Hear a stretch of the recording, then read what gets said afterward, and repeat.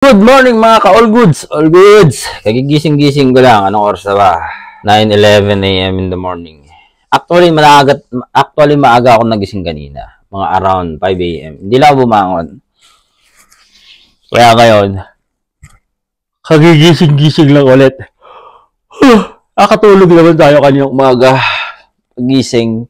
Makalat pa nga yung kwarto namin. Nagtiklop na rin ako. At yan, may tiklopin pa. Pero lalaban ko na yan. Pero may pasok ako ngayon. Wala kasi mga tao ngayon dito. Nagsipasok lahat sila. Nagsalang na rin ako ng labahin ko. Ito pa may lalaban pa ako. Unan ng kaplat namin. Kasi yung isang kaplat namin na bago, umalis na. Umalis na agad at pinalis din ng agency namin. Sa mga nandito at sa mga balak pumunta rito at may trabaho kayo, pag may trabaho kayo, mahalin nyo. Para mahalin din kayo ng company. All good. Ang tanong niya. Ito yung tanong ni Kabayan. May aircon din ba per room dyan o wala? Ask ko lang po. Sa nagtatanong. Tanong ni Kabayan. Alis lahat ng accommodation dito. Accommodation ng mga staff. Wala po talagang aircon dito. Electric fan, meron. Pwede kong bumili. Pag summer kasi dito sa Bolan. Hindi naman siya sobrang init. Pero papawisan ka rin naman kasi may humid pa rin naman dito. Yun nga lang kasi, yung summer nila rito, hindi siya ganun ka as in yung manlalagkit ka. Hindi naman ganun. Yung para siyang ang summer nila rito, summer ng Baguio or summer ng Tagaytay. Sigurado naman may mga nakarating na sa Tagaytay tsaka sa Baguio. Ganun ang summer nila rito. Pag summer dito sa Poland, pwede kang bumili ng electric fan. Pwede ka rin mag-request sa agency nyo kung okay yung agency nyo. All goods, yan. So, kumikab ako ng hikab kasi aga ko kasing nagising tapos natulog tapos parang inaantok pa ulit ako. Anong oras pa lang, 9:14. Dahil ako lang naman kasi mag-isa dito. Kasi lahat. Ako lang mag-isa rito. Kaya kahit paano, all goods na pwedeng mag-ingay ng konti. May tirang ulam naman na kagabi. Nagluto na ako ng dagang karne ng baka. Ayan all goods, di ba? Papainit ko pa. Magsasaing. Sa bagong mga nakasubscribe sa akin, salamat sa inyo. Huwag sana kayo magsawang panoorin ng mga content ko na minsan may pagka-nonsense na. Agad sa mga may tanong. Tanong lang kayo, walang masamang magtanong dito sa reality ng Poland. All goods.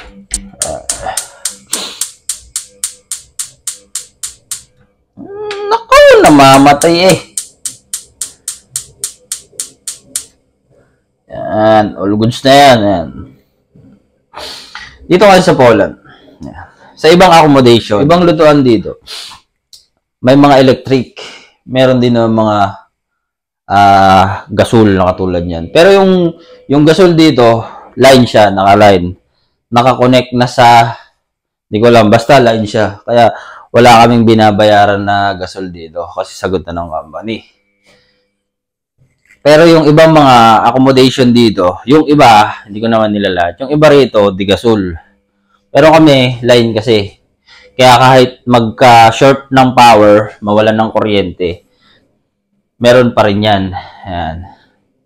Yung ibang mga accommodation dito, pag digital yung gamit na lutuan, kaya pag nawalan ng kuryente, wala ring lutuan. Ayan. Ito lang ang kagandahan sa amin dito.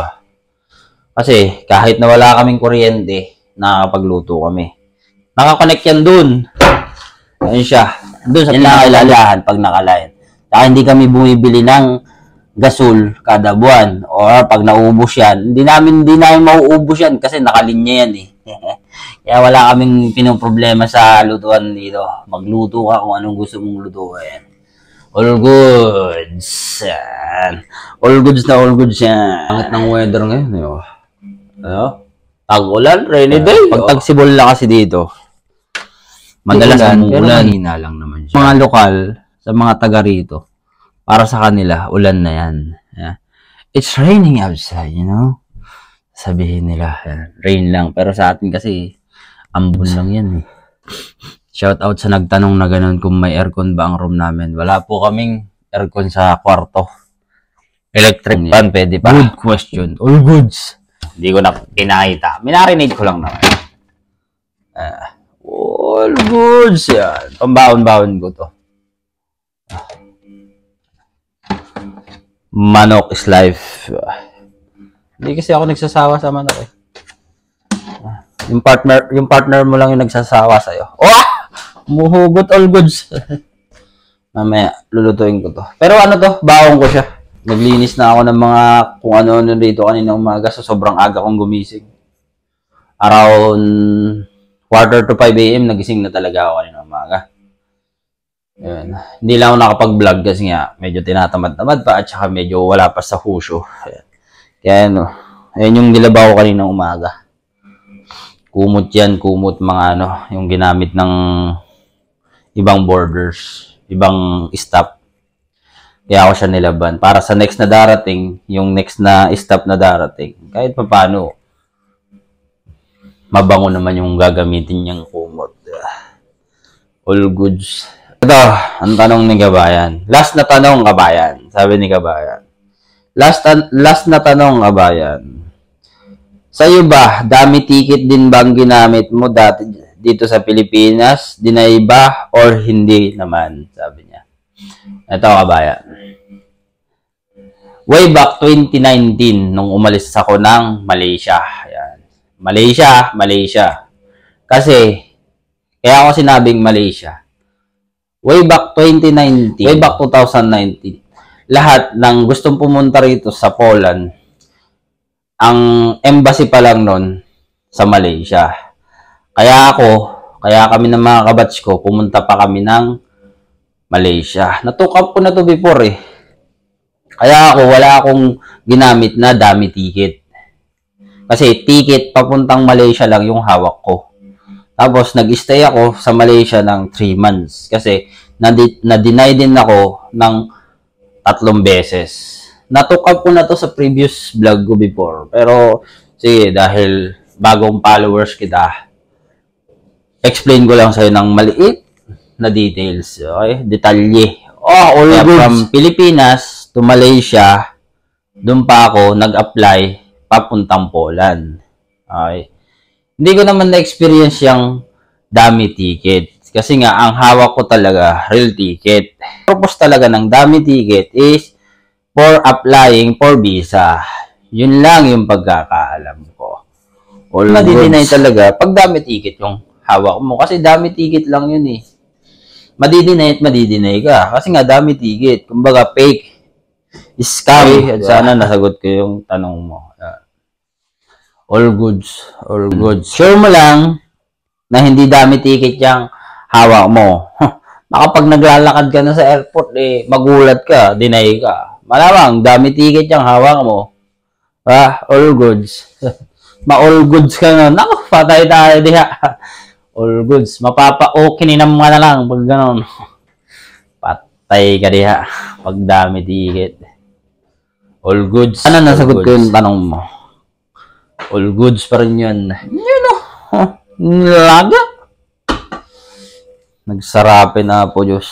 Sasabayan mo ng maraming gulay. Yung gulay na cabbage yata to. Cabbage bagyo. Bokchoy, whatever.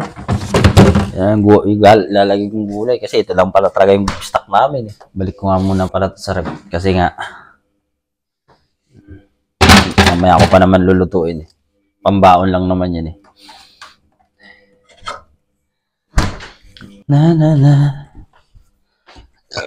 Ano, kapangit ng weather talaga eh. Nakakamiss yung baha sa Pilipinas, yung traffic, yung ingay ng mga sasakyan, yung sakay ka ng jeep or bus sa EDSA, gano'n. Makikipagsiksikan ka sa MRT, makikipagsiksikan ka sa LRT, makikipagsiksikan ka sa bus. Tapos kakain ka ng kwek-kwek. Madalas na kumakain ako ng kwek-kwek nung nasa Pilipinas ako na dito sa may Boni. So may underground ng jeep na gano'n. Tapos yung maalikubukan yung kwek-kwek, yung kakainin mong turo-turo. Kasi yun dyan yung usok, di ba? All goods. Yung tipong konting dugyot, sustansyang dulot. Ah! All goods. yan yung mga unang-una kong gagawin pag nasa Pilipinas na ako. Kaya sabayan nyo ako pag uwi ko ng Pilipinas. Namimiss ng mga OFW yung mga gano'n, yung mga simpleng pagkain. Nakakapagluto pa rin naman ako ng mga gano'n. Yun nga lang, talaga, namimiss ko yung konting dugyot, sustansyang dulot. All goods yung gano'n. Namimiss ko yung amoy usok na habang kumakain ka, andyan yung usok, yung amoy imbornal. Tapos minsan hindi na pinapalitan yung suka. Pagkakain ng gano'n. Talagang Pilipinas. Magluluto na nga lang. Biro mo, ang tagal ko na rin naman kasi talaga rito. Kahit minsan, namimiss ko rin yung mga ginagawa. Yung mga simple lang, pero masaya na. Ito tayo ng manok pambaon. Para may baon-baon ako. Baon na rin kasi sa hotel, paulit-ulit na lang yung pagkain. May libre kaming pagkain sa hotel. Kaya nga nasabi ko before, sa previous vlog ko, yung mga dati kong vlog. Yung pagkain naman sa hotel dito, pag nagtrabaho ka sa pagkain ng hotel, yan, nagbabaon tayo. Or madalas na pagkain kasi dito, patatas. Kung hindi pritong patatas, inihaw na patatas. Kung hindi inihaw na patatas, mauumay ka talaga. Tapos ano pa ba? Kung hindi mashed potato, pasta, spaghetti na hindi mo mawari yung lasa. Pero masarap din talaga yung spaghetti nila rito. Syempre tayo mga Pilipino, iba yung way ng pagkaka-spaghetti natin. Nasanay kasi tayo sa ganun, di ba? Kumakain pa rin at kumakain pa rin tayo sa hotel. Nga lang, sadyang talagang mas pinipili ko magbaon kaysa kumain sa pagkain ng hotel. Umay na eh. All goods pa rin naman. At least libre. Free meal siya ng hotel. Pa rin. Kakaumay nga. Pero yung mga factory talaga rito, karamihan talaga rito sa factory, pag dito ka nagtrabaho, walang libre. Gusto mo ng mura, libre. Magbaon ka.